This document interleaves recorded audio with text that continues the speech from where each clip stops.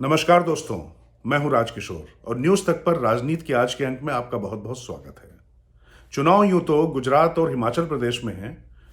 हिमाचल प्रदेश में सीधा मुकाबला जैसे पहले कांग्रेस और बीजेपी के बीच में होता रहा है वैसा ही दिखाई पड़ रहा है। देखना होगा कि पहाड़ का इतिहास बदलता है या नहीं बदलता है, क्योंकि उत्तराखंड का इतिहास बदला है। वहां पर सत्ता में दोबारा बीजेपी ने वापसी की, वरना आमतौर पर दोनों पहाड़ी राज्यों का चरित्र ये रहा है कि बारी बारी से आते रहे हैं। गुजरात में लंबे समय से राज चल रहा है बीजेपी का। वहां पर कांग्रेस उनकी परंपरागत प्रतिद्वंदी रही है, लेकिन तीसरा प्लेयर आम आदमी पार्टी के रूप में वहां पर उभरा है। वहां पर चुनाव काफी दिलचस्प होने जा रहा है। लेकिन इन दोनों राज्यों से ज्यादा नजरें पूरे देश की इस समय लगी हुई हैं रंगीले राजस्थान पर। राजस्थान की सियासत कुछ ज्यादा ही रंगीन हो रही है। जी, कल प्रधानमंत्री नरेंद्र मोदी और अशोक गहलोत ने एक साथ मंच साझा किया एक कार्यक्रम के लिए। उसके बाद आज सचिन पायलट, जो कि अशोक गहलोत के कट्टर आलोचक, उनके प्रतिद्वंदी पार्टी के अंदर, और बल्कि यूं कहें कि अशोक गहलोत से मात खाए हुए या चोट खाए हुए सचिन पायलट का बयान बड़ा दिलचस्प है। क्योंकि सचिन पायलट ऐसे नेता हैं कि जिन्होंने कभी भी कांग्रेस के अनुशासन की रेखा नहीं लांघी। वो अपनी बात कांग्रेस के दायरे में रहकर करते रहे, विद्रोह भी किया, बगावत भी की, तो बयानबाजी नहीं की थी।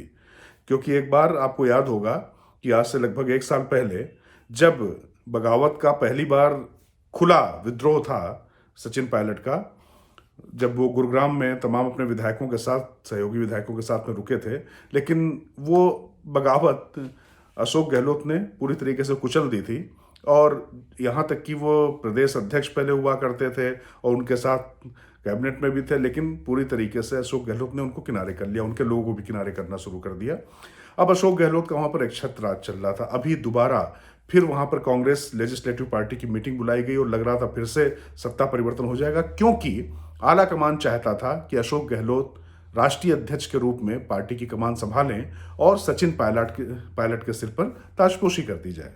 लेकिन अशोक गहलोत ने राजस्थान के सीएम का पद छोड़ने से इनकार कर दिया। उनकी इच्छा वैसे ही नहीं थी, लेकिन वो पार्टी के बड़े नेताओं, खासतौर से सोनिया गांधी और राहुल गांधी के दबाव में कुछ मानने को तैयार हुए थे। लेकिन अंततः हुआ ये कि अशोक गहलोत को कांग्रेस नेतृत्व नहीं हटा सका और अध्यक्ष बनाना पड़ा अपने दूसरे विश्वस्त मल्लिकार्जुन खड़गे को।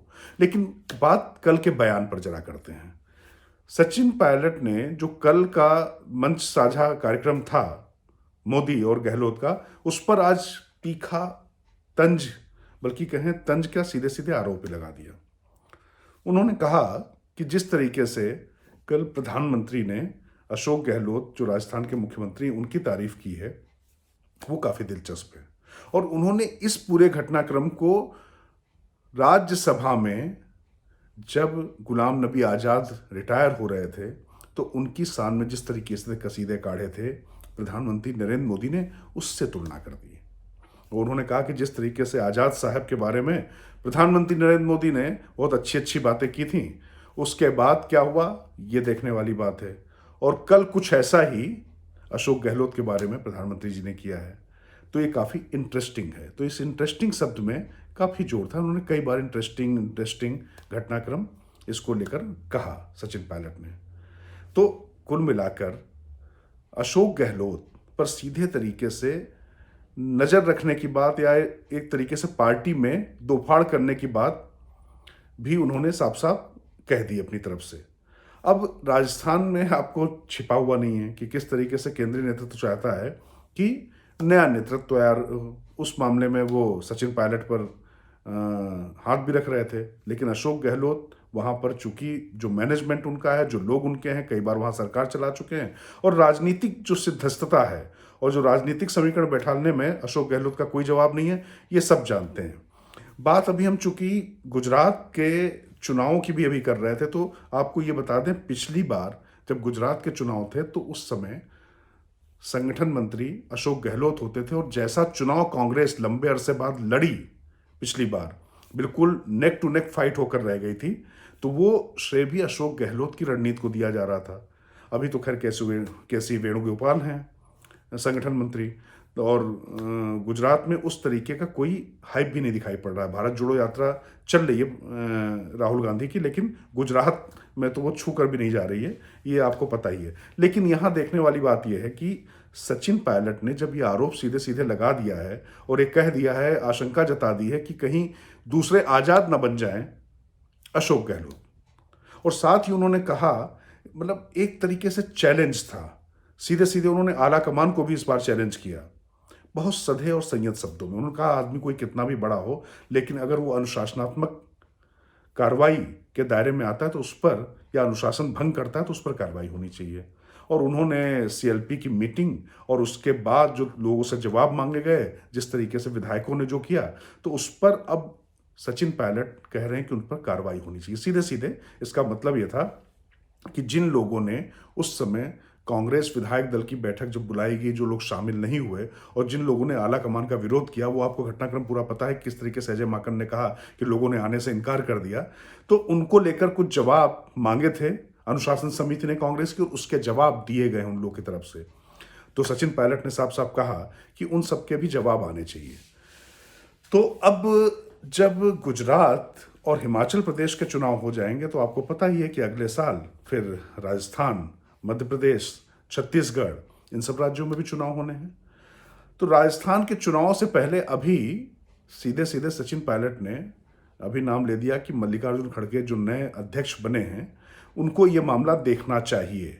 ये इसलिए भी काफ़ी महत्वपूर्ण है क्योंकि अशोक गहलोत और मल्लिकार्जुन खड़गे दोनों ओल्ड गार्ड में आते हैं, दोनों वेटरन लीडर हैं और दोनों की आपस में केमिस्ट्री भी बहुत अच्छी है। हालांकि खड़गे बिना गांधी परिवार की मर्जी के कुछ करेंगे ऐसा तो नहीं होगा, लेकिन मल्लिकार्जुन खड़गे के जहां तक सॉफ्ट कॉर्नर की बात है तो वो जाहिर तौर पर वो होगा अशोक गहलोत के साथ में।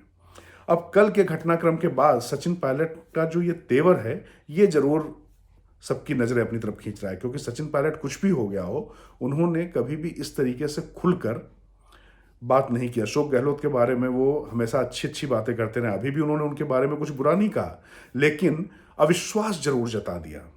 हालांकि अगर हम अशोक गहलोत के बयान की अगर बात करें तो उन्होंने क्या कहा, प्रधानमंत्री ने क्या कहा, तो उस पर भी ध्यान देना बहुत जरूरी है। अशोक गहलोत ने कहा कि प्रधानमंत्री का पूरी दुनिया में सम्मान इसलिए होता है क्योंकि वो गांधी के देश से आते हैं और एक लोकतांत्रिक प्रक्रिया है, वहां पर विपक्ष के नेताओं का सम्मान है। तो जो एक लोकतांत्रिक मूल्य है, उसकी वजह से प्रधानमंत्री नरेंद्र मोदी का दुनिया के दूसरे देशों में सम्मान होता है। क्योंकि देखिए, प्रधानमंत्री मोदी ने सम्मान दिलाया भारतीय जनता पार्टी की लाइन रही है। इस स्थिति में अशोक गहलोत ने उनका सम्मान होता है ये तो माना, लेकिन उस सम्मान की वजह बता दी कि उस सम्मान के पीछे गांधी का लोकतंत्र और गांधी की विचारधारा है।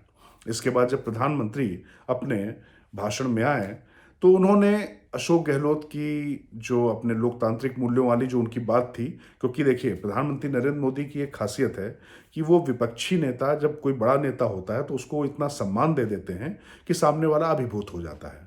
और जो एक नैतिक शिष्टाचार होता है इस तरीके के मंचों पर, क्योंकि आप याद करिए कि ऐसा पहली बार नहीं हुआ, तमाम विपक्षी नेता मोदी की इस जो दरियादिली या जो उनकी रणनीतिक दरियादिली, कोई कुछ भी कह सकता है उसको, लेकिन इसका असर भी हुआ। आप याद करिए कि जब भारतीय जनता पार्टी से अलग होकर नीतीश कुमार ने तेजस्वी यादव के साथ सरकार बना ली थी राजद के साथ में, तो प्रधानमंत्री नरेंद्र मोदी और नीतीश कुमार दोनों साथ में थे। उस समय जैसे नीतीश कुमार बोलने आए तो मोदी मोदी के नारे भारतीय जनता पार्टी कार्यकर्ताओं ने लगाने शुरू कर दिए।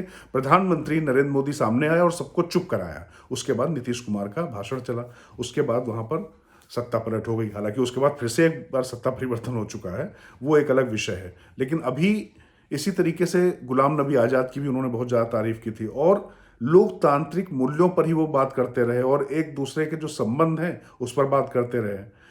कुल मिलाकर अगर आप देखें तो कांग्रेस में एक इस समय बात चल रही कि कांग्रेस में एक वंश और एक व्यक्ति या एक खानदान का ही राज चलता रहा है, तो उसको तोड़ने के लिए एक चुनाव करा दिया। गांधी परिवार का कोई अरसे बाद ऐसा हुआ कोई अध्यक्ष नहीं है। मल्लिकार्जुन खड़गे बने हैं, अशोक गहलोत को बनाने की कोशिश हुई थी, अशोक गहलोत नहीं बने। लेकिन ये भले ही मामला शांत हो गया हो पर अशोक गहलोत ने जो किया वो कहीं ना कहीं आला कमान के दिलो दिमाग में बैठा हुआ है। चूंकि एक और राज्य ना चला जाए, इसको लेकर भले कोई कार्रवाई ना की गई हो, लेकिन सचिन पायलट के साथ अन्याय हुआ ऐसा गांधी परिवार भी मानता है और उनके आसपास के लोग भी मानते हैं। ऐसी स्थिति में प्रधानमंत्री नरेंद्र मोदी के साथ उनका मंच साझा होना और उसके बाद उनकी तारीफ करना, उसी पर सचिन पायलट खेल गए, क्योंकि सचिन पायलट को ये लगता है कि अगर अब नहीं तो कभी नहीं। क्योंकि वहां पर देखिए कि अशोक गहलोत को भी अपने बेटे को, वैभव को, खासतौर से वैभव गहलोत के लिए जगह बनानी, और सचिन पायलट का अगर आविर्भाव होता है तो निश्चित तौर पर वो चीज़ें खत्म होती, क्योंकि सचिन पायलट ना सिर्फ 2 बार के मंत्री रह चुके हैं, सांसद रह चुके हैं, उनका पॉलिटिकल कैरियर बड़ा हो चुका है और वो राजेश पायलट के बेटे हैं और गांधी परिवार के खास भी हैं। तो ये बात अशोक गहलोत भी जानते हैं। लेकिन अगर अभी सचिन पायलट को पूरी तरीके से आगे नहीं आ पाते हैं तो निश्चित तौर पर उनको भी खतरा महसूस हो रहा होगा।